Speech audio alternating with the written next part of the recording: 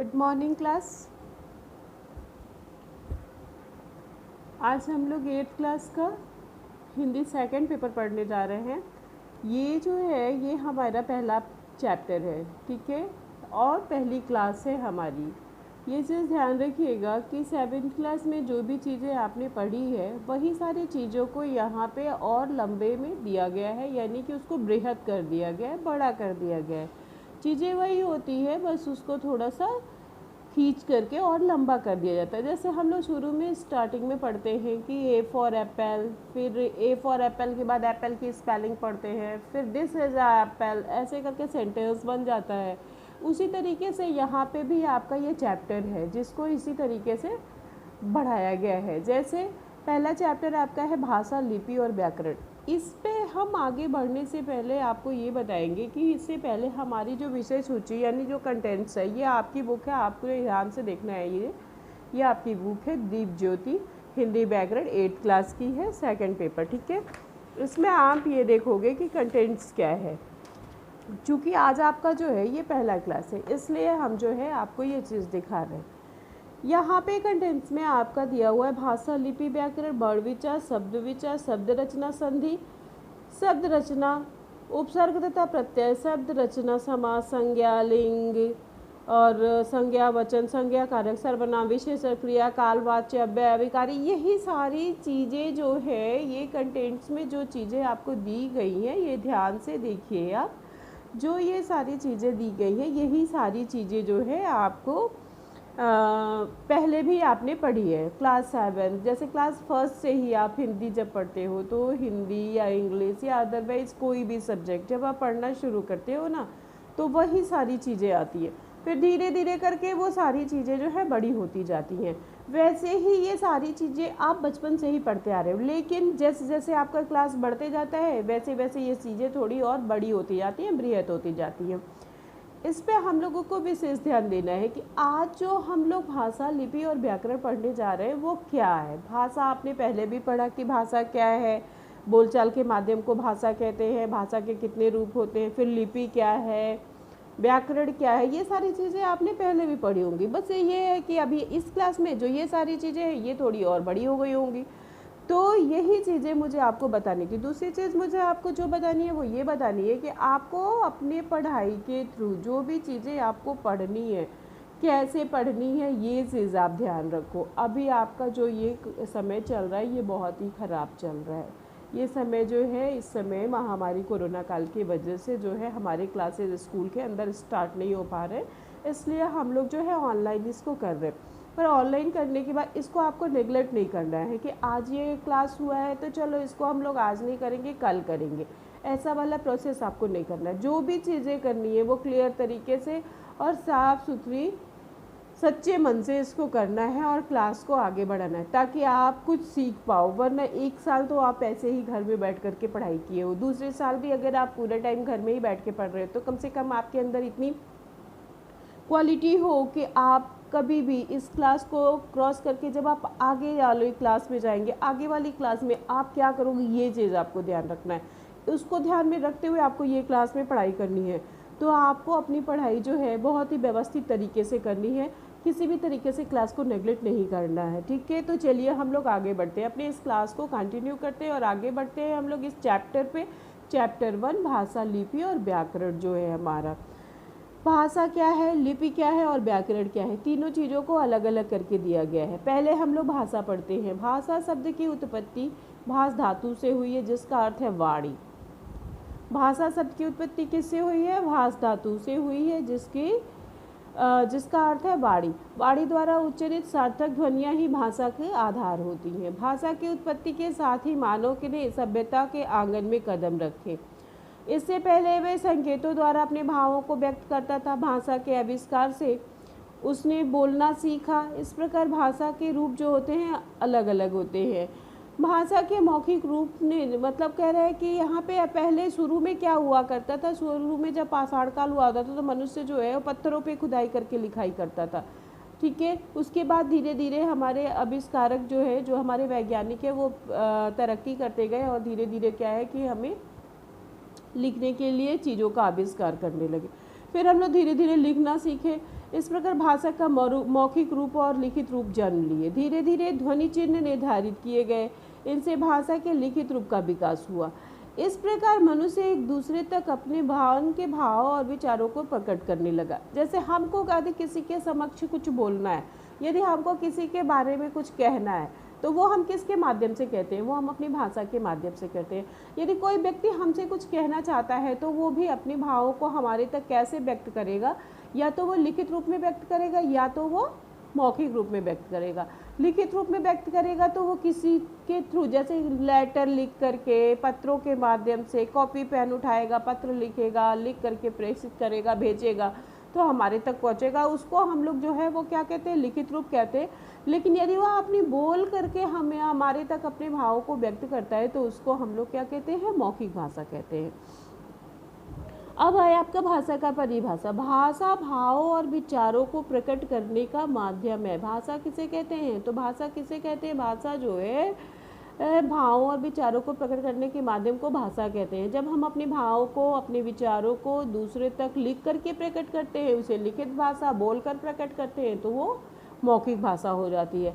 भाषा के रूप कितने होते हैं? 2 रूप होते हैं। अभी मैंने बताया मौखिक और लिखित। लिखित और मौखिक 2 भाषाएं होती हैं।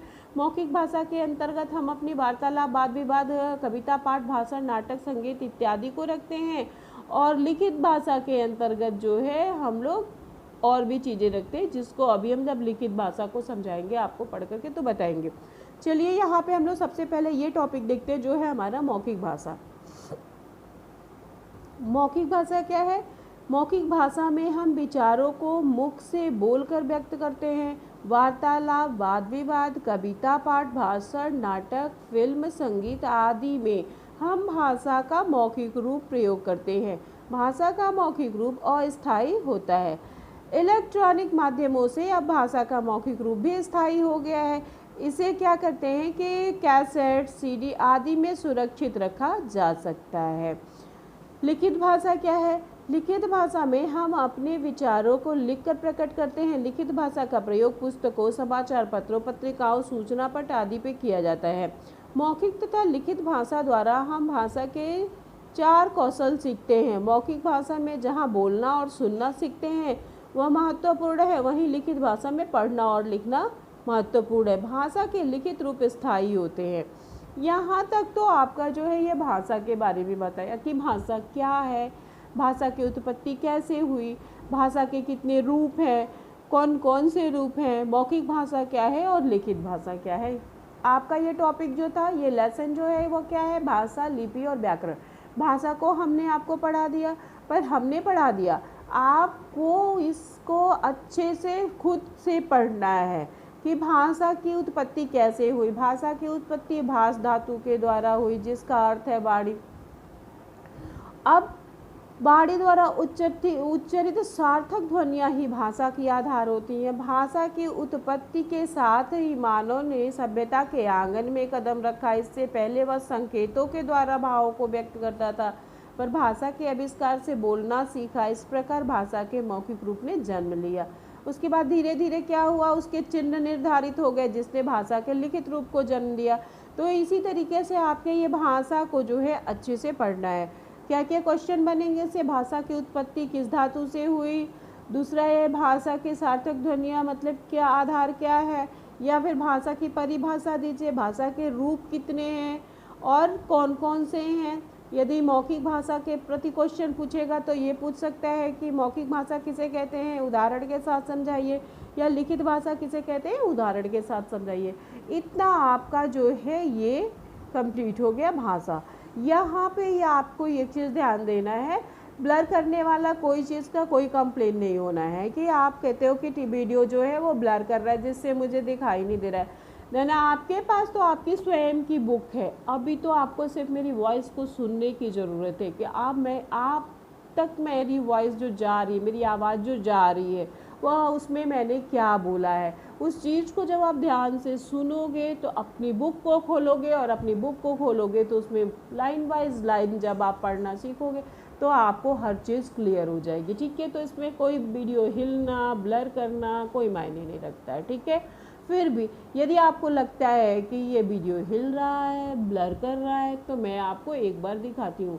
पिछले साल चूँकि ये क्लास नया था, लेकिन इस साल जो है अभी ये नया नहीं रह गया है। इसको पढ़ते हुए हम लोगों को साल भर कंप्लीट हो चुका है। हम लोग दूसरे साल में इसको स्टार्ट किए हैं ऑनलाइन। तो ऑनलाइन जब हमारे सिचुएशन ही ऐसे हैं कि हमको पढ़ाई इसी के थ्रू करनी है, तो हमें थोड़े इसके प्रति पंक्चुअल होना ही पड़ेगा, ठीक है ना। तो चलिए ध्यान दीजिए इस पे। हमने एक बार आपको और फिर से इसे दिखा दिया है। ये देखिए, ये है यहाँ पे आपके भाषा से संबंधित जितनी भी चीज़ें थी उसको मैंने इस बुक के माध्यम से आप तक पढ़ा दिया और आपको दिखा दिया। आप इसे ध्यान से देख लीजिए ताकि आपका जो भी परेशानी हो, हिलने, ब्लर करने, ये सारी चीज़ें दूर हो जाए, ठीक है। उसके बाद अब आपका नेक्स्ट टॉपिक है लिपि। लिपि क्या है, ये चीज़ देखना है आपको। लिपि क्या है? लिपि वह है हम लोग जो चीज़ लिखते हैं, तो लिखने के लिए हम लोग जिन चिन्हों का प्रयोग करते हैं उसको ही हम लोग क्या कहते हैं? लिपि कहते हैं। जैसे आप इसमें पढ़िए और ध्यान से सुनिए। हमने जाना कि भाषा के दो रूप होते हैं, मौखिक और लिखित। प्रत्येक ध्वनि जो हम बोलते हैं उसे लिखने के लिए चिन्हों की आवश्यकता होती है। हम लोग जो बातें अभी आपके समक्ष बोल रहे हैं, इसे बोलने से पहले हम बोल रहे हैं, यानी कि इसको हम लिख भी सकते हैं, लेकिन जब हम लिखेंगे तो लिखने के लिए तो कुछ चिन्हों की, मात्राओं की, कुछ पाई की ज़रूरत पड़ती है, जिससे ये शब्द बनते हैं, एक वाक्य बनते हैं। तो वह वाक्य जो है, वह शब्द, वह चिन्ह जो हैं, आप यहाँ पे देखिए, प्रत्येक ध्वनि जो हम बोलते हैं उसे लिखने के लिए चिन्हों की आवश्यकता होती है। इन्हीं चिन्हों को वर्ड कहा जाता है। ध्वनियों के लिखित रूप को वर्ड कहते हैं और यही लिपि चिन्ह यानी की लिपि भी है। ध्वनियों के लिखित रूप को वर्ड कहते हैं, ठीक है। ध्वनि के लिखित रूप को क्या कहते हैं? वर्ड कहते हैं, और यही है लिपि, यानी यह लिपि चिन्ह है जिनको हम लोग लिखने के लिए जिन चिन्हों का प्रयोग करते हैं उसी को हम लोग लिपि कहते हैं। ध्वनियों को लिखने के लिए जिन चिन्हों का प्रयोग किया जाता है वही लिपि है। प्रत्येक भाषा की अपनी लिपि होती है। जैसे हिंदी की लिपि देवनागरी, जिसमें संस्कृत, हिंदी, मराठी, कोंकणी, नेपाली इत्यादि, अदरवाइज और भी बहुत सारे भाषाएं आपके सामने यहाँ पे अभी दिखाई देंगी। यहाँ पे देखिए, आप यहाँ पे देखिए, मैथिली आदि भाषाएं लिखी जाती है। इससे नागरी लिपि भी कहा जाता है। देवनागरी लिपि प्राचीन ब्राह्मी लिपि से विकसित हुई है। भारत के विभिन्न प्रदेशों, क्षेत्रों में विभिन्न भाषाएं और लिपियां प्रचलित है। निम्नलिखित तालिका देखें। तालिका यानी ये ब्लॉक जो है यहाँ पे आपके सामने दिखाई दे रहा है, 2 ब्लॉक, पिंक और येलो। इन सारे ब्लॉक में आपके राज्य यानी क्षेत्रों के बारे में बताया है, भाषा उसकी क्या है और उसकी लिपि क्या है। जैसे यहाँ पे असम का है, असम में असमिया भाषा बोली जाती है जिसकी लिपि है असमी।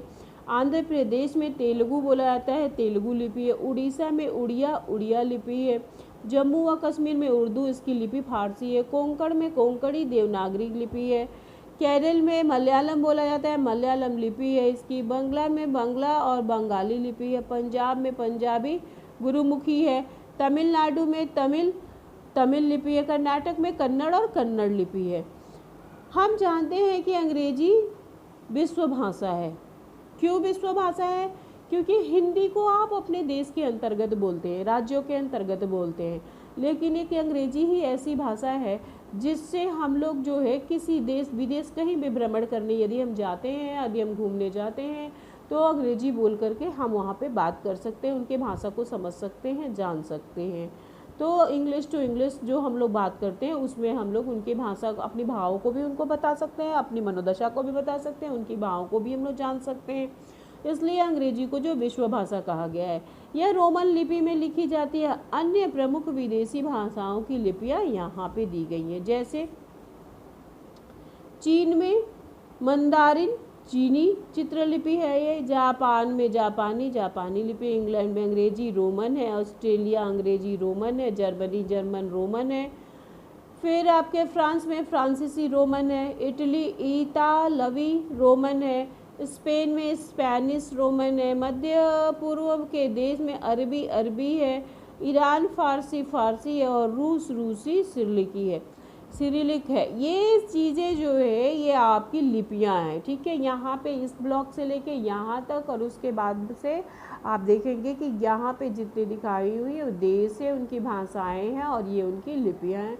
इन सारी लिपियों को आप ध्यान से मतलब पढ़िएगा, क्योंकि आपका क्वेश्चन पूछ सकता है कि इनमें दी गए निम्नलिखित शब्दों को इस्तेमाल किस भाषा में किया गया है और इसकी लिपि क्या है। या फिर ये दे सकता है क्वेश्चन में कि ये जो भाषा है ये कौन से देश की भाषा है, कौन से राज्य विशेष की भाषा है, इसकी लिपि क्या है। तो ये चीज़ें आपको बतानी होगी, तो इसलिए आपको ये लिपि और भाषा देश का नाम जो है अच्छे से पढ़ना होगा। अब जो है हमारा यहाँ पे लिपि और भाषा से संबंधित जो भी चीज़ें थी वो यहाँ पे समाप्त होती है। ये विशेष दिया रहता है ब्लॉक, ये आपके बुक में, आप इसे जो है ज़रूर पढ़ें। देवनागरी लिपि विश्व की एकमात्र वैज्ञानिक लिपि है। इस विशेष इसलिए है कि इसको आप पढ़ लेते हो तो आप बार बार जब इसको देखोगे ना तो पूरा इतना ज़्यादा बुक आपको देखने की ज़रूरत नहीं पड़ेगी, संक्षेप में करके ये दिया रहता है। इसको पढ़ने से आपकी जो सारी चीज़ें होती है वो क्लियर हो जाती है। देवनागरी लिपि बाएं से दाएं लिखी जाती है, अधिकांश लिपियाँ बाएं से दाएं लिखी जाती है, पर फारसी लिपि जो है दाएं से बाएं लिखी जाती है। कंप्यूटर पर यूनिकोड द्वारा देवनागरी में लिखी सामग्री के किसी भी भाषा में अनुवाद किया जा सकता है। ये सारी चीज़ें आपकी जानकारी की है, इसलिए आप इसे ज़रूर पढ़िएगा। नेक्स्ट आपका है राष्ट्रभाषा, राजभाषा। ये सारी चीज़ें आपके जो है ये इसी के अंतर्गत आती हैं। राष्ट्रभाषा क्या है? हिंदी भारत की राष्ट्रभाषा है। राष्ट्रभाषा उसे कहते हैं जिसका प्रयोग देश के अधिकांश निवासियों द्वारा किया जाता है और हिंदी भारत के कोने कोने में बोली और समझी जाती है। भारत में हिंदी लगभग 70% बोली व समझी जाती है, इसलिए भारत की राष्ट्रभाषा जो है हिंदी है। कहने का पूरा मतलब ये है कि राष्ट्रभाषा उसे ही बनाया जाता है जिसका उपयोग जो है अधिकांश उस राज्य में किया, उस देश में किया जाता है, यानी कि 70% जिस भाषा का प्रयोग किया जाता है उसी भाषा को हम लोग जो है राष्ट्रभाषा बनाते हैं। उसके बाद आपका आ गया राजभाषा। राजभाषा का अर्थ क्या है? जिसमें हमारे राज काज किए जाते हैं, जिसमें हमारे राज्य के सारे कार्य किए जाते हैं, उसे जो है हम लोग कार्यालयों में जहाँ पे जो भाषा यूज होता है और जिसका प्रयोग हम लोग राज्य के कार्यों में करते हैं उसे जो है हम लोग राजभाषा कहते हैं। राजभाषा करते राजकाज की भाषा, अर्थात जिस भाषा का देश के कार्यालयों में राजकाज के लिए प्रयोग किया जाता है, राज्य कार्य के लिए प्रयोग किया जाता है, उसे राजभाषा कहते हैं। अब यहाँ पे एक ब्लॉक है, इस ब्लॉक को ध्यान से देखिए।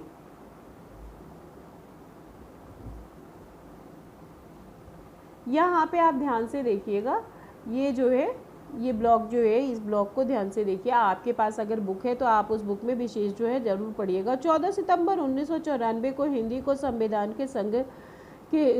में संघ की राजभाषा का दर्जा मिला था। प्रत्येक वर्ष हम 14 सितंबर को हिंदी दिवस के रूप में मनाते हैं।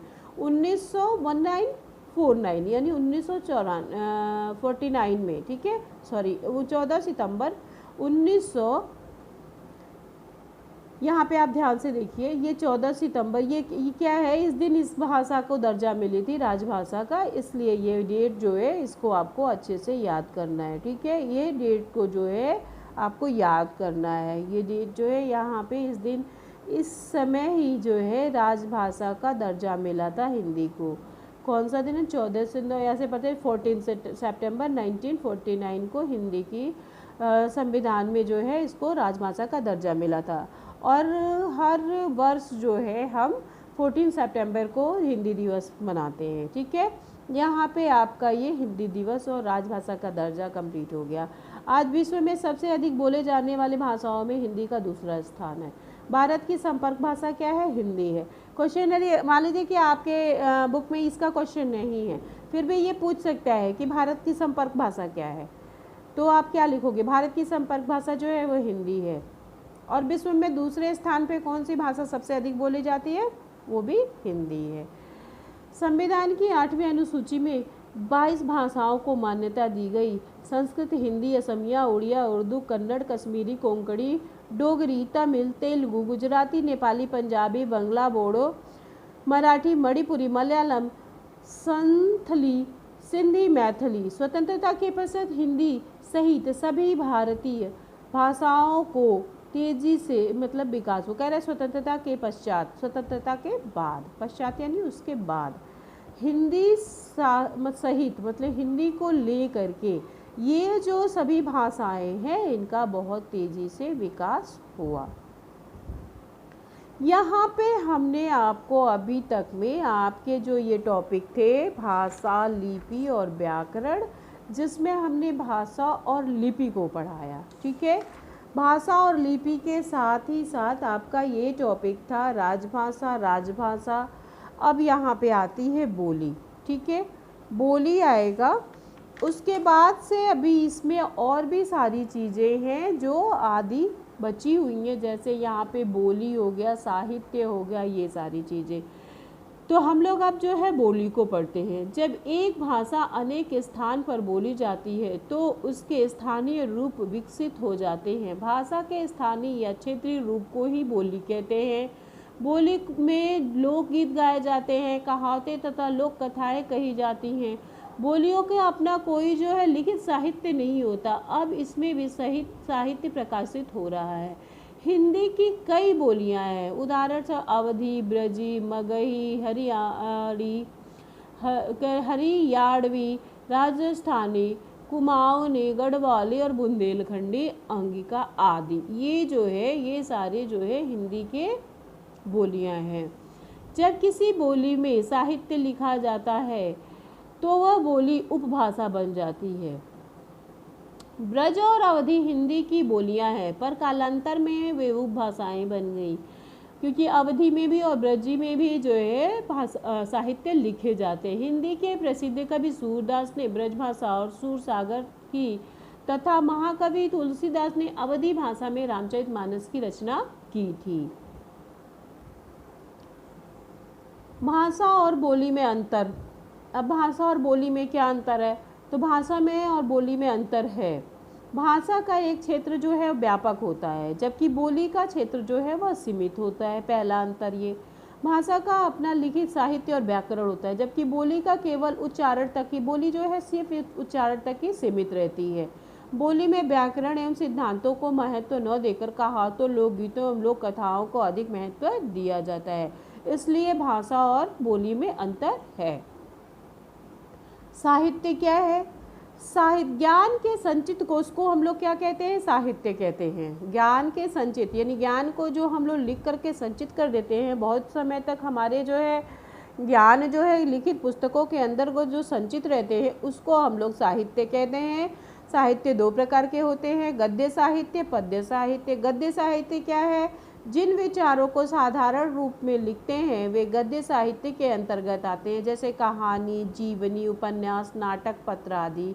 पद्य साहित्य वह है जिन विचारों को काव्य शैली में प्रस्तुत किया जाता है वह पद्य साहित्य के अंतर्गत आते हैं, जैसे कविता, गीत, पद, दोहा, छंद, चौपाई आदि।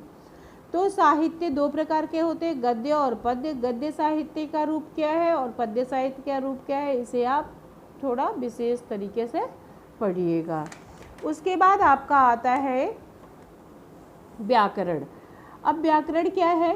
भाषा के शुद्ध व्यवहार के लिए हमें भाषा के नियमों को जानने की आवश्यकता होती है। इन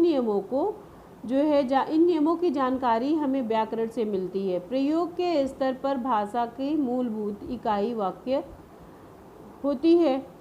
व्याकरण हमें वाक्यों के गठन के संबंध में पदों तथा पदबंधों की जानकारी देता है। व्याकरण के नियमों की जानकारी हमें अशुद्धियों के प्रति जागरूक करती है और हम इस भाषा की प्रकृति को पहचान सकते हैं।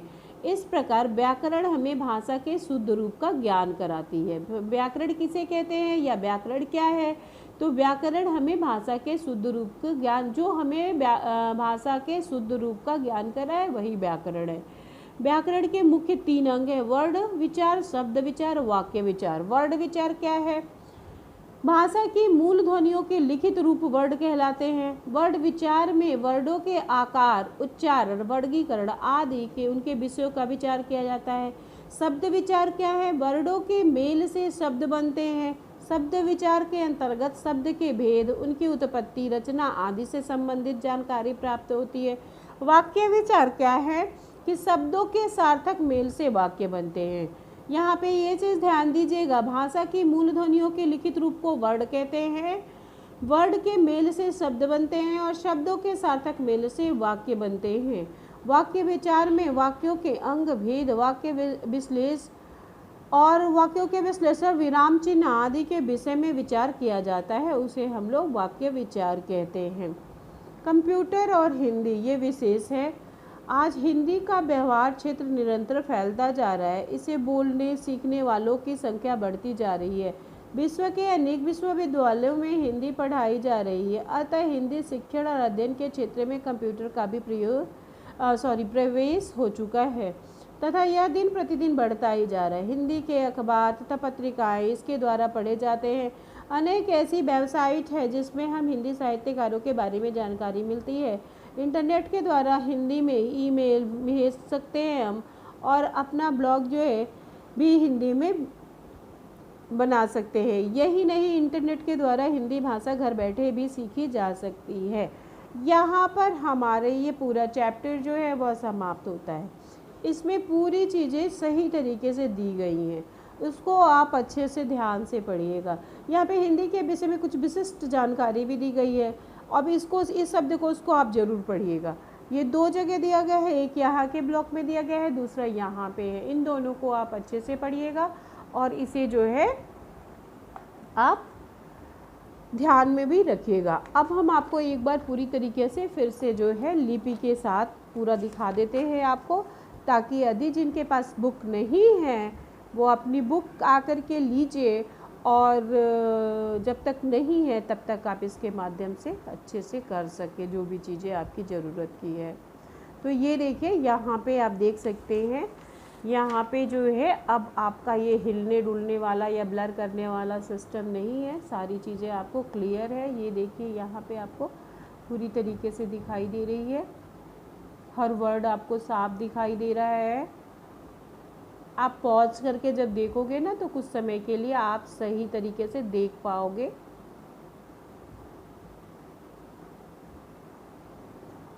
इसके बाद आपका ये विशेष जो हमने कहा था कि आप इसको ज़रूर पढ़िएगा। यहाँ पे ये देखिए हो गया आपका। अब नेक्स्ट हम लोग चलते हैं इधर बोली के तरफ।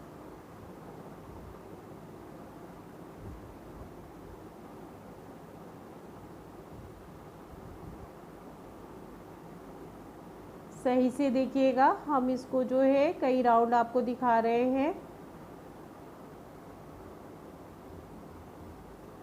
हो गया।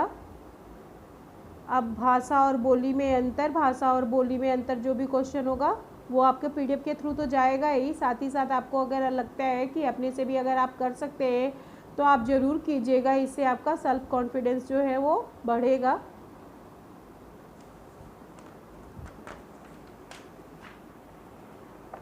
नेक्स्ट आपका ये है व्याकरण।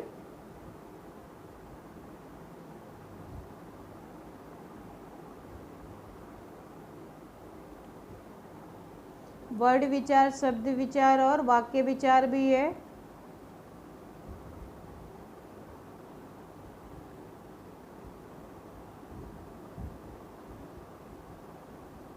और उसके साथ ही साथ आपका ये कंप्यूटर और हिंदी के, ये तो विशेष आपकी जानकारी के लिए दिया हुआ है, ठीक है। तो यहाँ पे आपका ये जो पूरा चैप्टर है वो फिनिश हो जाता है। इस चैप्टर का पीडीएफ जो है वो आपको चला जाएगा आप तक, लेकिन उसके साथ ही साथ जो बुक में फिल करने वाली चीज़ें हैं ये देख लीजिए, इसे आप अपने बुक में ही टिक लगा लीजिएगा। ये अभ्यास जो है आपका सही पर सही का चिन्ह लगाओ, इसमें मैंने दिखा दिया है आपको। इसके साथ ही साथ यहाँ पे आपकी ये बुक फिल हुई है, इसको आप देख करके इस वीडियो के थ्रू ही फिल कर लीजिएगा।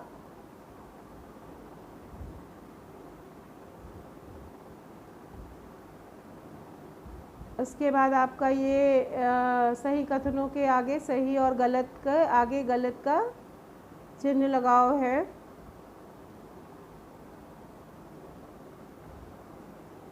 फिर आपका ये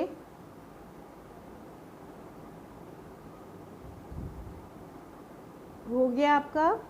यहाँ पे आपका जो है ये पूरा चैप्टर समाप्त हो रहा है और हमको जो एक्सरसाइज में कराना था वो सारी चीज़ें हमने यहाँ पे आपको दिखा दिया है। आप उसको अपनी बुक में अच्छे से फिल कर लीजिएगा। क्वेश्चन आंसर जो भी है वो आपको पीडीएफ के थ्रू जाएगा, तब आप अपनी कॉपी में उसे लिखेंगे। और बस इतना ही, ये हमारा आज का चैप्टर या आज का क्लास जो है यहीं पे समाप्त होता है। नेक्स्ट क्लास में नए चैप्टर को लेके आपसे फिर से मुलाकात होगी। तब तक के लिए धन्यवाद।